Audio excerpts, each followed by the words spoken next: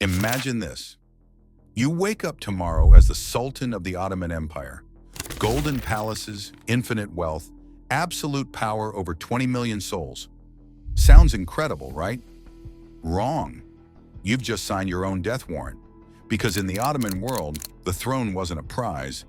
It was a curse that killed nearly everyone who touched it.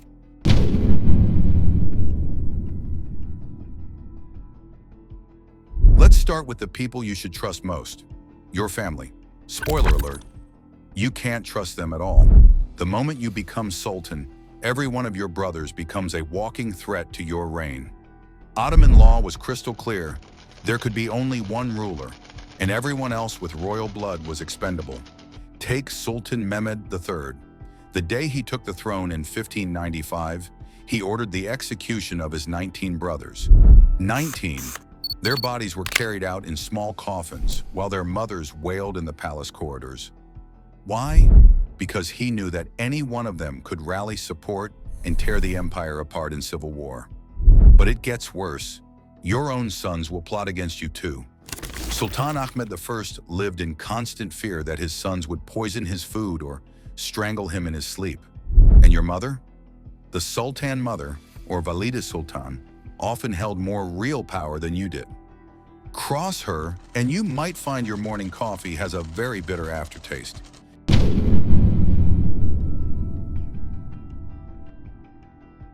Now let's talk about your military, specifically the Janissaries, your elite infantry corps.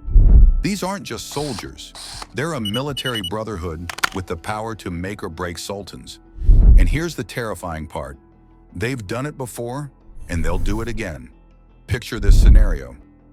You're Sultan Osman II, young and ambitious. You want to reform the military, reduce the Janissaries' power. Sounds reasonable, right? Wrong. In 1622, the Janissaries dragged you from your palace, imprisoned you, and then slowly tortured you to death. Your crime? Threatening their privileges, or consider Sultan Selim III, who dared to create a new modern army. The Janissaries revolted, stormed the palace, and forced him to abdicate. He was later strangled in his cell. The Janissaries controlled your treasury, influenced your policies, and could veto your military campaigns.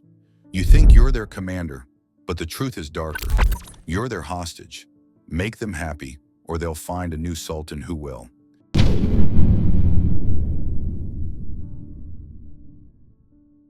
Welcome to the Imperial Harem.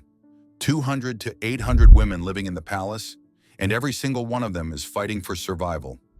You might think this sounds like paradise, but it's actually a sophisticated assassination machine designed to eliminate you and your heirs. Your concubines aren't just companions, they're political players. Each one dreams of giving you a son who could become the next sultan. That makes every other woman in the harem her mortal enemy. Poison in the bathwater, accidents during pregnancy, mysterious illnesses that strike healthy infants. This was everyday life in the harem. Then there's the Queen Mother, who often orchestrated these deadly games. She could have you killed and replaced with a more pliable son or brother. Sultan Ibrahim learned this the hard way when his own mother supported the coup that led to his execution in 1648. Your wives and concubines smile at dinner, but they're calculating which of your sons should live and which should die. Sweet dreams, Your Majesty.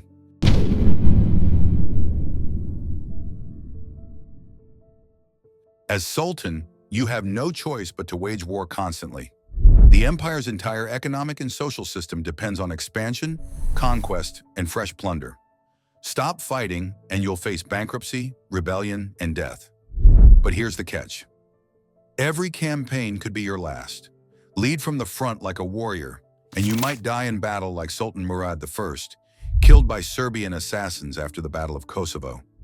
Stay in the capital, and your enemies will whisper that you're weak, a coward unfit to rule. Sultan Suleiman the Magnificent, arguably the greatest Ottoman ruler, died during a siege in Hungary at age 71, still leading campaigns because he had no choice. The empire's survival meant constant warfare, and constant warfare meant your life was always on the line. Failed military campaigns meant more than embarrassment, they meant revolution. Lose a major battle, and the Janissaries would return home looking for a new sultan to follow. Your throne depended on victory, but victory required risking everything, every single time.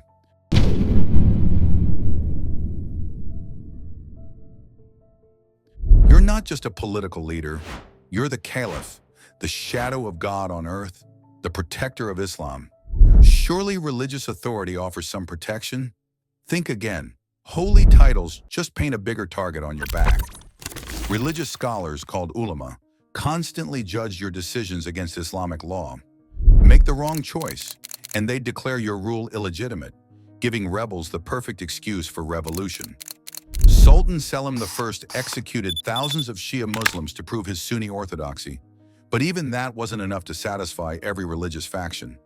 Your mystical authority meant nothing when facing practical politics. Sultan Murad IV was considered one of the most pious rulers, personally leading prayers and banning alcohol throughout the empire. But he still slept with a dagger under his pillow and executed his own brothers to secure his throne. Even worse, religious rebellions were the deadliest kind. When people believe God wants you dead, there's no negotiating, no compromise. Only your corpse can satisfy their divine mission.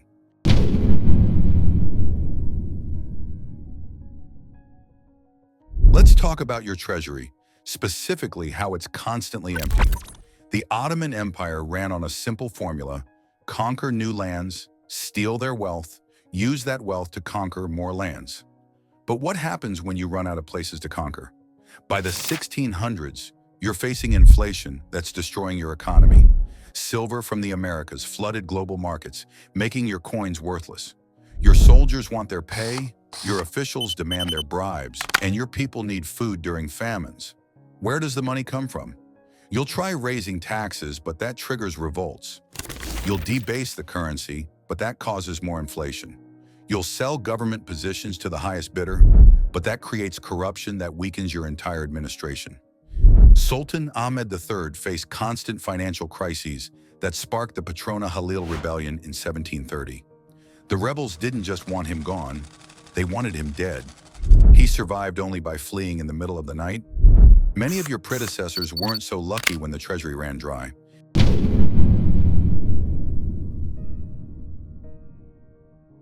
Congratulations, you've survived your first year as Sultan, but success comes with a price.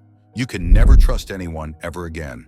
Your food taster might be bribed, your bodyguard could be a spy, and your closest advisor probably reports your every word to your enemies.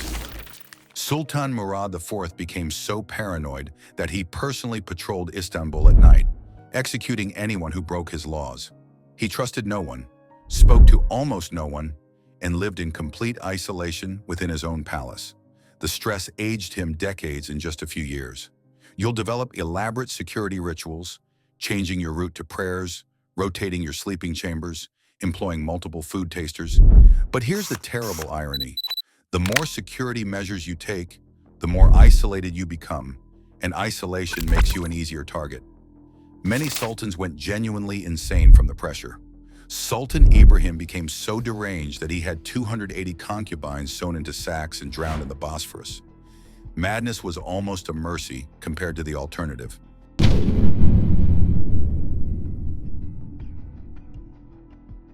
Here's how your story ends. It doesn't matter how careful you are, how many enemies you eliminate, or how many reforms you implement. The Ottoman throne has a 100% mortality rate, and your death will probably be violent. Maybe you'll be strangled with a bowstring like Sultan Osman II, slowly choked to death in your prison cell. Perhaps you'll be poisoned like several sultans whose deaths were mysteriously convenient for their successors. Or you might face a military coup like Sultan Mustafa IV, dragged from his hiding place and executed by rebels. Even if you somehow die peacefully in your sleep, your sons will immediately begin murdering each other for succession rights. Your brothers, if any survive, will be executed by your heir. Your legacy will be written in blood, and your family name will become a curse for the next generation. The golden throne you thought was a prize, it was always a trap, and every sultan before you learned this lesson too late. So there you have it. Life as an Ottoman sultan wasn't power, it was a death sentence with extra steps. The richest empire on earth became a prison where the ultimate authority belonged to no one, because everyone with power lived in constant fear of losing everything, including their life. Sweet dreams, Your Majesty.